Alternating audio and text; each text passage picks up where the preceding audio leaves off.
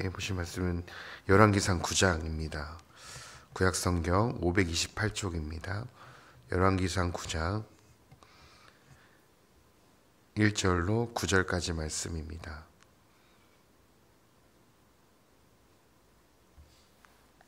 열왕기상 9장 1절로 9절 말씀. 저희 1절부터 9절까지 한 목소리로 함께 찾으셨으면 읽도록 하겠습니다. 솔로몬이 여호와의 성전과 왕궁 건축하기를 마치며 자기가 이루기를 원하던 모든 것을 마친 때에 여호와께서 전에 기브온에서 나타나심 같이 다시 솔로몬에게 나타나사 여호와께서 그에게 이르시되 내 기도와 내가 내 앞에서 간구한 바를 내가 들었은즉 나는 내가 건축한 이 성전을 거룩하게 구별하여 내 이름을 영원히 그곳에 두며 내 눈길과 내 마음이 항상 거기에 있으리니 내가 만일 내 아버지 다윗이 행함같이 마음을 온전하고 바르게 하여 내 앞에서 행하며 내가 내게 명령한 대로 온갖 일에 순종하여 내 법도와 율례를 지키면 내가 내 아버지 다윗에게 말하기를 이스라엘의 왕 위에 오를 사람이 내게서 끊어지지 아니하리라 한 대로 내 이스라엘의 왕위를 영원히 견고하게 하려니와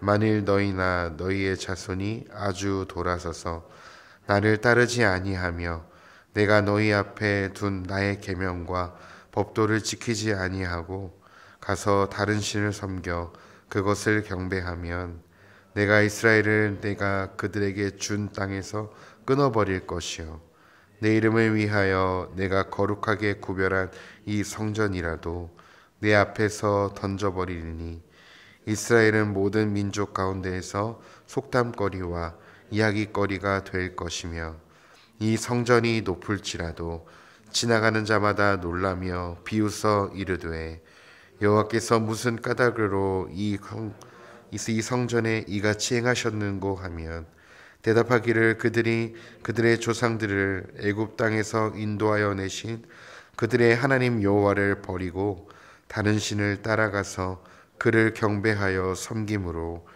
여호와께서 이 모든 재앙을 그들에게 내리심이라 하리라 하셨더라. 아멘. 솔로몬 왕은 이제 7년에 걸쳐서 성전 건축을 완공하고요. 그리고 13년에 걸쳐서 성전의 건축이 7년이 걸렸고 7년 반 정도가 걸렸고 자기가 사는 왕궁의 건축이 13년 정도 걸렸습니다. 그래서 이제 어제는 솔로몬이 백성들에게 이제 모든 건축을 마친 백성들에게 축복하고 권면하는 이제 기도의 내용을 나눴고, 그리고 그 후에는 백성들이 솔로몬 왕과 함께 이 성전과 왕궁을 자신들에게 허락하신 하나님께 이제 봉헌식을 드리죠. 그래서 솔로몬은 수많은 제물과 백성들의 봉헌식을 통해서 하나님께 아주 장대하게, 아주 크게, 위험차게 이 봉헌식을 드리게 됩니다. 그리고 이제 오늘 9장으로 넘어왔는데요.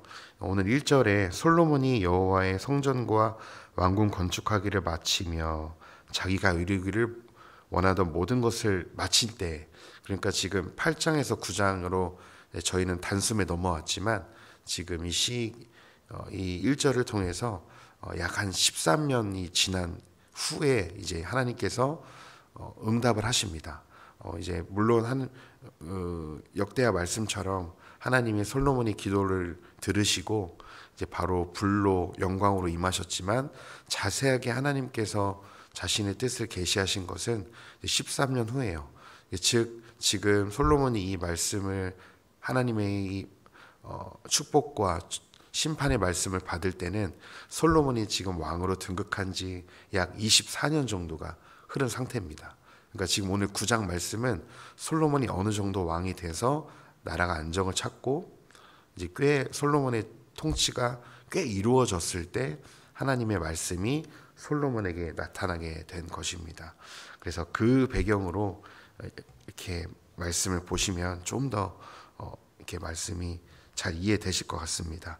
그래서 이제 13년 후에 하나님께서 이제 솔로몬에게 그 전에 이제 열왕기상 3장에서 기브온에서 산당에서 나타나셨던 것처럼 이제 하나님께서 솔로몬에게 다시금 나타나시죠. 두 번째 솔로몬에게 나타나시는 내용입니다. 그리고 이렇게 하나님께서 응답의 기도를 주시면서 이렇게 응답하시죠. 내 기도와 내 앞에서 간구한 바를 내가 들었다. 네, 하나님께서 3절에 말씀하셔요. 내 기도, 내가 백성들에게 손을 들어 한 기도와 나에게 간구한 모든 것을 들었다고 말씀하시죠. 솔로몬이 백성들 앞에서 한 모든 기도를 하나님께서 잊지 않으셨고 들으시고 계셨던 것입니다. 그리고 오랜 기간에 걸쳐서 만들어진 이 성전을 거룩하게 구별하시고 자신의 이름이 이곳에 영원히 있을 거라고 약속하십니다. 하나님의 이름이 성전 안에 충만하게, 영광이 충만하게 거한다는 거죠. 이건 단순히 뭐 이름뿐만 아니라 하나님의 이름이 뿐만 아니라 하나님의 눈길과 하나님의 마음이 항상 성전에 있을 것이라고 하나님께서 말씀하셨습니다. 이것을 보았을 때 하나님께서 솔로몬의 성전 건축을, 예비된 성전 건축을 너무나 기뻐하셨고 흡족해 하셨음을 이 내용을 통해 볼 수 있습니다. 솔로몬의 성전은 이제 레바논의 백향목과 많은 금들로 지어진 아주 웅장한 성전이었죠. 그런데 이 성전에서 사실은 가장 중요한 것은 그런 많은 뭐 부수 기재들이나 그런 성전 기구들이 아니라 바로 하나님의 임재죠. 하나님의 이름이, 하나님의 눈길이, 하나님의 마음이 그곳에 있는가? 하나님께서 그곳에 함께 하시는가, 함께 하시지 않는가가 가장 중요한 거죠. 하나님이 그 성전 안에 함께 계실 때에만이 그 성전이 되는 거고요. 하나님의 눈길과 시선과 마음이, 즉 하나님의 언약궤로부터 나오는 하나님의 뜻이 그 성전에서 흘러나올 때 참된 성전의 목적이 달성되는 겁니다. 즉 그 성전이 백향목과 금으로 지어졌다고 해서 성전이 되는 게 아니라 하나님이 그곳에 함께 계시는가, 하나님의 뜻과 하나님의 언약궤의 말씀을 말씀이 백성들에게 선포되어지고 있는가가 가장 중요한 것입니다. 이것은 성전된 교회인 우리에게도 적용되는데요. 저와 성도님들 마음 안에 우리가 성전으로 온전히 불려지기 위해서는 물론 성령이 우리 안에 거하시기 때문에 우리가 거룩한 전이 되었지만 우리가 성전된 삶을 살기 위해서는 가장 중요한 것은 바로 하나님이 함께 하시는 거죠. 하나님의 말씀이 내 삶의 중심이 될 때 우리는 비로소 성전된 삶을 살게 되는 것입니다. 그래서 이 성전된 솔로몬의 성전이 아름다웠던 이유는 하나님의 시선과 하나님의 마음이 그곳에 머물고 있기 때문에 그 성전이 아름다울 수 있었던 것이죠. 하나님의 임재, 하나님의 함께하심, 하나님의 눈길과 마음이 그곳에 머물겠다고 하나님은 말씀하십니다. 그러나 중요한 것은요, 이제 성전이 완공되었고 하나님의 임재에 가득한 하나님의 영광으로 충만한 성전이 완공되었다고 해서 이 성전이 있는 것 자체로 이스라엘의 미래가 형통할 것이라는 보장은 없다는 것입니다. 하나님은 이렇게 말씀하십니다. 이제 너가 어떻게 하면 복을 받을지, 너의 왕권과 이스라엘이 어떻게 하면 복을 받을지, 어떻게 하지 않으면 심판을 받게 될지 이야기하십니다. 4절에 이렇게 말씀하셔요.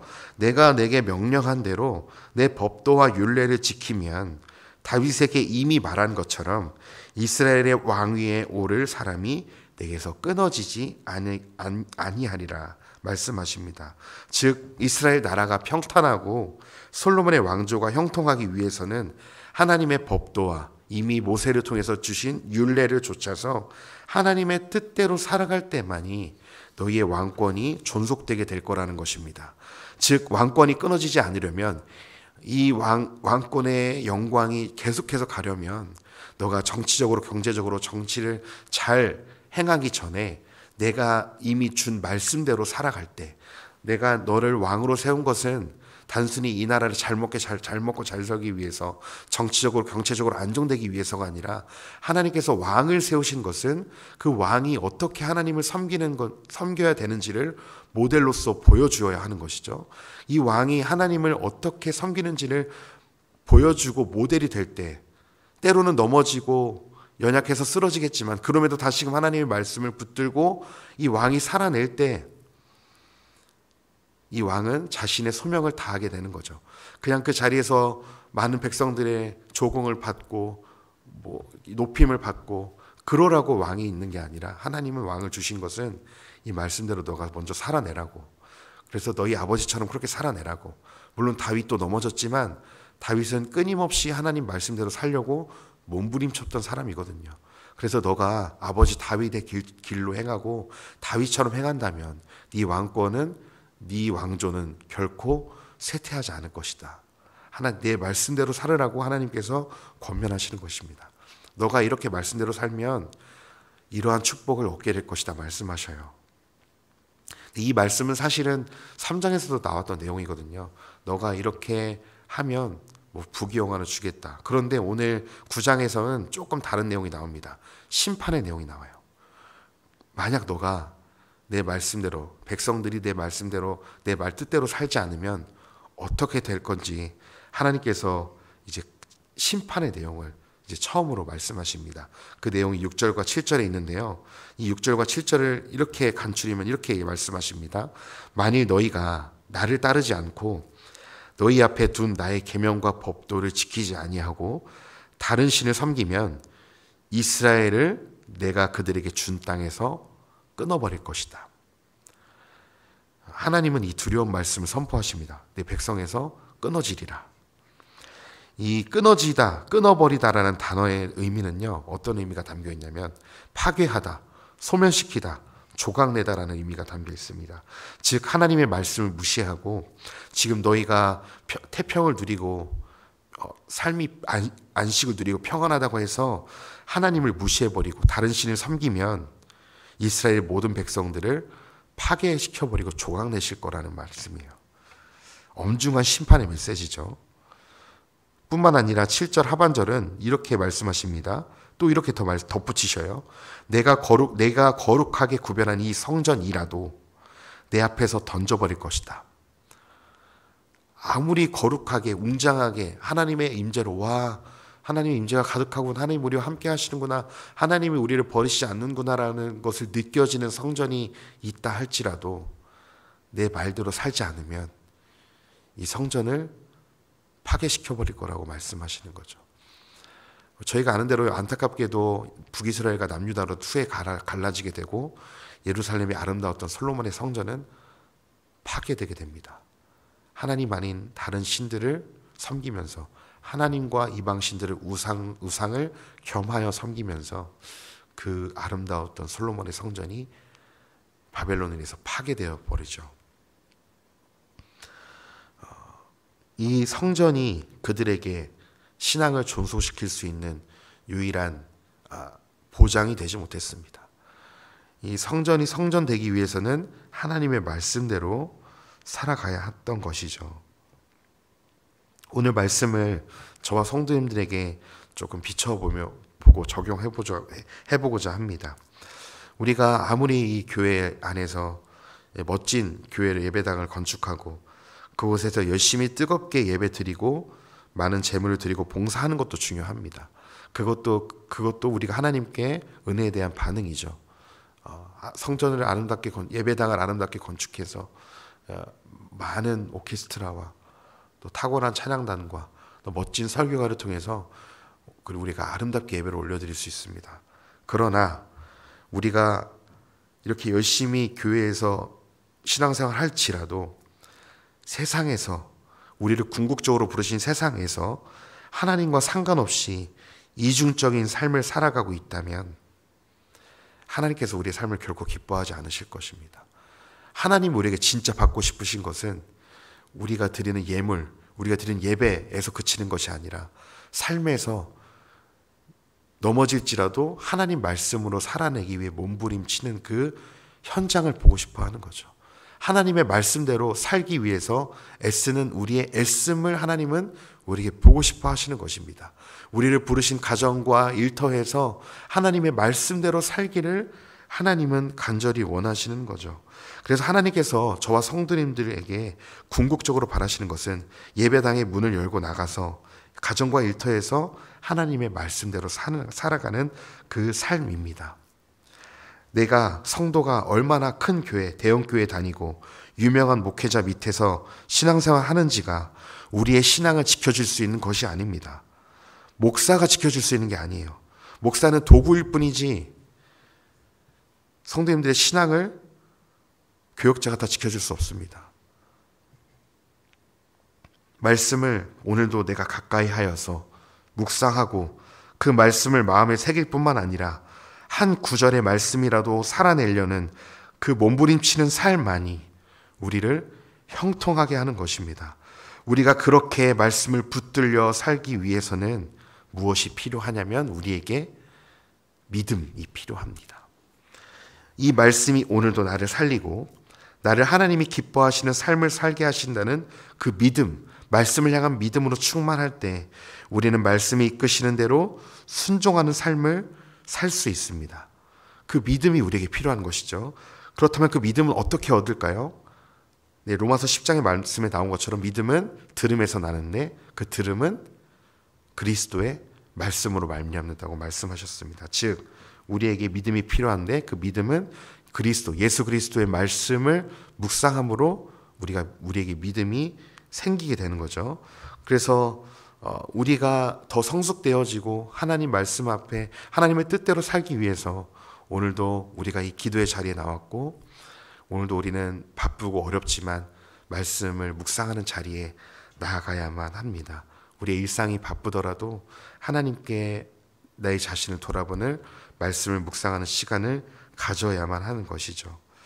그래서 바라기는 저와 성도님들의 신앙이 우리가 기도하는 이 예배당 안에서만 머무는 신앙이 아니라 나를 부르신 곳이 어디든 그곳에서 하나님의 말씀대로 살아내시는 은혜가 오늘도 넘치시기를 소망합니다.